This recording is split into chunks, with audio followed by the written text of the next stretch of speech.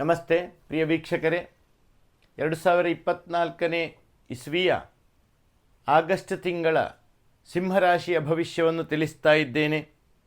ಈ ಸಂದರ್ಭ ಶುಭಗ್ರಹಗಳೆಲ್ಲವೂ ಕೂಡ ಜನ್ಮರಾಶಿಯಲ್ಲಿ ಉಂಟು.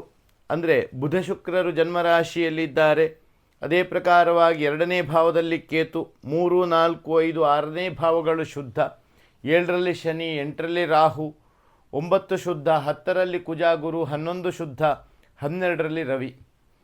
ಈಗ ಈ ಸ್ಥಿತಿಯಲ್ಲಿ ನಮಗೆ ನೋಡುವಾಗ ಆರೋಗ್ಯ ಎಲ್ಲವೂ ಕೂಡ ಒಳ್ಳೆಯದಾಗಿ ಇದ್ದರೂ ಕೂಡ ದಾಂಪತ್ಯ ಸುಖ ಎನ್ನುವಂಥ ವಿಚಾರಗಳು ಬಂದಾಗ ಅಷ್ಟಾಗಿ ಒಳ್ಳೆಯ ಫಲಗಳನ್ನು ಹೇಳುವ ಹಾಗಿಲ್ಲ. ಮಾನಸಿಕವಾದಂಥ ಕಿರಿಕಿರಿಗಳು, ಮನೆಯಲ್ಲಿ ಹಿರಿಯರಲ್ಲಿ ಮನೆಯವರಿಗೂ ಬರುವಂತಹ ಮನಸ್ತಾಪಗಳು, ಮನೆಯಲ್ಲಿ ಬರುವಂತಹ ಕೆಲವು ದುರ್ನಿಮಿತ್ತಗಳು, ಇದೆಲ್ಲವೂ ಕೂಡ ನಿಮ್ಮ ಪಾಲಿಗೆ ದುಃಖವನ್ನು ತಂದುಕೊಡುವುದಕ್ಕಿದೆ. ಹಾಗಿರುವಾಗ ಅಶುಭ ಸೂಚನೆಗಳೆಲ್ಲವೂ ಕೂಡ ನಿಮಗೆ ಅಲ್ಲಿ ಗೋಚರಕ್ಕೆ ಬರುವಂತಹದ್ದು. ಹಿರಿಯರಿಗೆ ಆರೋಗ್ಯ ಸಂಬಂಧವಾದಂತಹ ತೊಂದರೆಗಳು, ಅದೇ ಪ್ರಕಾರವಾಗಿ ಮಾನಸಿಕವಾದಂತಹ ನೆಮ್ಮದಿ ಕಡಿಮೆಯಾಗುವುದು, ಪರರಿಗೋಸ್ಕರವಾಗಿ ಔಷಧಿಗೋಸ್ಕರವಾಗಿ ಖರ್ಚು ಮಾಡಬೇಕಾಗುವಂತಹದ್ದು ಇತ್ಯಾದಿ ಫಲಗಳನ್ನು ಹೇಳ್ತಾರೆ. ಹಾಗಿರುವಾಗ ಆರ್ಥಿಕ ಅಭಿವೃದ್ಧಿ ಇದ್ದರೂ ಕೂಡ ಆರೋಗ್ಯಕ್ಕೋಸ್ಕರ ಖರ್ಚು ಮಾಡಬೇಕಾದಂಥ ಒಂದು ಸ್ಥಿತಿಯು ಇಲ್ಲಿ 3ನೇ ಭಾವಕಾಧಿಪತಿ ಲಗ್ನದಲ್ಲಿ ಇರುವಂತಹದ್ದಾದ್ದರಿಂದ ಸಹೋದರ ಬಂಧಗಳಲ್ಲೆಲ್ಲವೂ ಕೂಡ ಯಶಸ್ಸು, ಕೀರ್ತಿ ಉಂಟಾಗ್ತದೆ. ಅದೇ ಪ್ರಕಾರವಾಗಿ ಭೂಮಿ ಸಂಬಂಧವಾಗಿಯೂ ಕೂಡ ದೋಷಗಳನ್ನು ಹೇಳುವ ಹಾಗಿಲ್ಲ, ಭೂಮಿ ಸಂಬಂಧದಾಗಿಯೂ ಅಭಿವೃದ್ಧಿ ಆಗ್ತದೆ.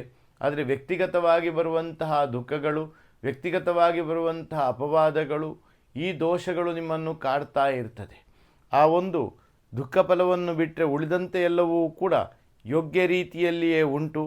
ಆ ರೀತಿ ಕರ್ಮಭಾವದಲ್ಲಿ ಬರುವಂತಹ ಗುರು ಮತ್ತು ಹೊಸತಾಗಿರುವಂಥ ಉದ್ಯಮವನ್ನು ಪ್ರಾರಂಭಿಸುವಂಥವರಿಗೆ, ಹೊಸತಾಗಿರುವಂಥ ಯೋಜನೆಗಳನ್ನು ಕೈಗೂಡಿಸುವಂಥ ವ್ಯಕ್ತಿಗಳಿಗೆ ಈ ಸಮಯ ಎನ್ನುವಂತಹದ್ದು ಆಗಸ್ಟ್ ತಿಂಗಳ 15ನೇ ತಾರೀಕಿನ ನಂತರ ಮಹಾಮೃತ್ಯುಂಜಯ ಆರಾಧನೆ, ನವಗ್ರಹ ಆರಾಧನೆಗಳನ್ನು ಮಾಡಿಕೊಂಡು ದೇವರಲ್ಲಿ ಬೇಡಿಕೊಳ್ಳುವಂತಹದ್ದು, ಪಿತೃಜನರಿಗೆ, ನಮ್ಮನ್ನು ಆಶ್ರಯಿಸಿದಂತಹ ವ್ಯಕ್ತಿಗಳಿಗೆ ಆರೋಗ್ಯ ಸಂಬಂಧವಾದಂತಹ ದೋಷಗಳೆಲ್ಲ ನಿವೃತ್ತಿಯಾಗುವುದಕ್ಕೆ ಬೇಕಾದ ಪ್ರಾರ್ಥನೆಗಳನ್ನೆಲ್ಲ ಮಾಡಿಕೊಂಡಲ್ಲಿಗೆ ದೋಷಗಳು ಕಡಿಮೆಯಾಗಿ ಶುಭ ಫಲಗಳೆಲ್ಲ ವೃದ್ಧಿಯಾಗುವುದಕ್ಕೆ ಸಾಧ್ಯತೆಗಳುಂಟು.